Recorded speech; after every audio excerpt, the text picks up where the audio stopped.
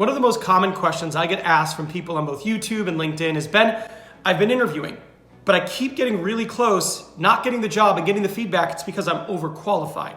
What do I do about this? This is actually kind of a funny thing when you think about it. You never go to a doctor and need a surgery and think, you know what, my surgeon, I think they might be a little bit too overqualified for the surgery. Let me find someone less experienced. But as a candidate, it might absolutely happen to you. In today's video, I'm gonna talk about why this happens. I'm going to give you the 3 main concerns that hiring managers and HR and recruiters have when they see someone who's overqualified, and I'm going to teach you how to address them so you can get past this. Let's go.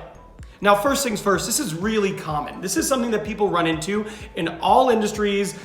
You spend your entire career getting really good at something, acquiring different skills, broadening your perspective, getting certifications, and then all of a sudden, you have people telling you that you're too good at what you do. You're too qualified.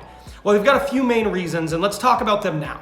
Now, the first one is price tag. This is kind of an obvious one, but as you accumulate these skills, what happens is you tend to price yourself out of roles. So either you keep climbing and going into more senior level roles, or you find yourself with a hefty price tag to perform roles that they might be able to hire someone who's a little bit more junior to you doing. Now, the second reason is people consider you to be a flight risk. People don't often think about this, but what happens sometimes is people find themselves unemployed. And while they look for a job they're super interested in, they apply for these jobs that are a little bit more junior just to get something in the meantime. Well, recruiters, hiring managers, HR people, they're afraid of this. They're afraid you're going to take their job as a stopgap, and then as soon as you get something better, you're going to leave. That happens, and it's a legitimate concern. Now, the last reason why you might be running into the overqualified issue is because people are concerned that you've spent a career developing habits, and you'll be less likely to change them, whether they're technology related or just the way you go about doing your job. They have a fear that, this person, they've been doing this a certain way their entire career. They're not going to be willing to change for us. So these are the 3 major concerns. Now, the first one we want to talk about is flight risk. So they're afraid that you'll come in, take their job while you're continuing to look for something that's more in line with where someone in your career should be. And then you'll leave as soon as you get this. So how do you go about addressing it? So one of the things you can do is beat them to the punch. Talk about, this role right here. When I read the job description, it just really resonated with me. I was so excited because this is exactly what I want to be doing in my career. I've held a few different roles, but this type of role, this is the type of thing that I actually want to see myself doing for the next 5-10 years. So what you're doing there is you're giving them assurance that this is actually what I want to be doing. The other thing you can do is give them assurance that you want to stay in the next place for a while. So you can say things like, I'm looking for a place where I can take a job and finish out my career. Or I'm looking for a place where I can come in, find a groove, and maybe stay for the next 5 to 10 years. I'm not someone who likes to be job hopping around. So as soon as I find my next role, that's kind of the place that I'm interested in being for the long haul. Those right there are addressing the 2 major things, right? They're afraid that you're just gonna leave for something better because you don't like what you're doing, and they're afraid you're just gonna leave for something better or just leave quickly, right? That this is a temporary thing. So if you let them know that the role itself is specifically what you wanna be doing, like this isn't just, I wanna be doing this till I can do something better. This is what I wanna be doing, and then talking about how you desire longevity in your next role, those are ways you can kind of address that this is a stopgap solution and that you are going to be a flight risk. Now, the other concern is that you might be set in your ways, and this is actually pretty unfair. It's really unfair to assume that somebody is going to be not able to learn or unwilling to learn just because they have a career in which they've probably been doing something a certain way, but that is also presumptuous. You don't know. I mean, someone could be doing all kinds of things. They could have learned how to do it differently at every stop in their career. But again, this is one of those times where you want to beat them to the punch. So you might, when you're talking to them, I would say you want to give them examples of learning on the job and ways you've modified your behavior. So maybe they ask you a question like, can you give me an example of a time you faced a challenge at work? You can use any behavioral question like that, or any question in general, to give them an example of a time where at your most recent role, you had a task and you had to learn and develop new skills or new ways of doing things.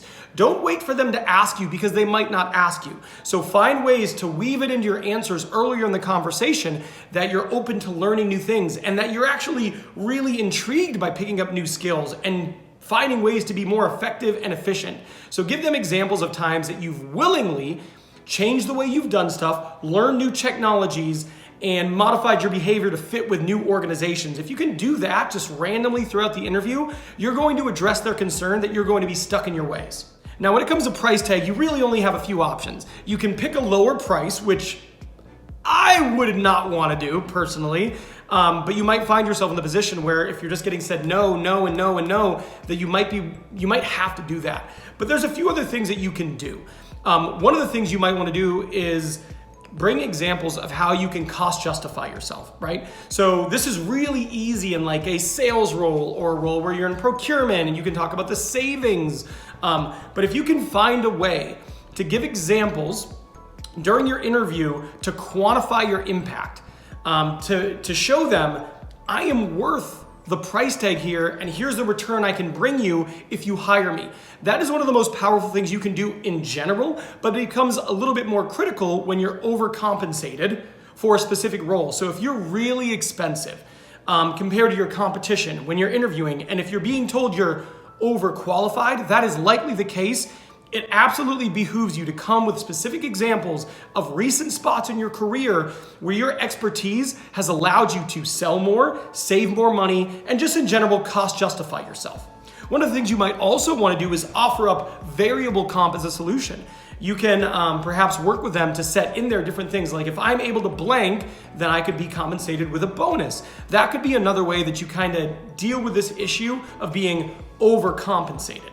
There you have it. Those are the three main issues. Again, none of them are necessarily fair, right? I mean, the companies, I'm sure the people making higher decisions, they want to be compensated at the level for which they've, grown throughout their career. It's not unfair for you to want that. Them assuming you're a flight risk is also a bit unfair, and there could be precedent and people get burned by this. So I understand that, but they certainly are making an assumption. You can certainly address that. And lastly, stuck in your ways is incredibly unfair. But if you use the tactics in these videos, I'm confident you can address these three things. You can land the job, and you can be successful and get around this hurdle of being labeled as overqualified. That's the video. If you like this and you're not subscribed, hit that subscribe button, turn on notification bell, hit that like button. Good luck in your next interview. You got this.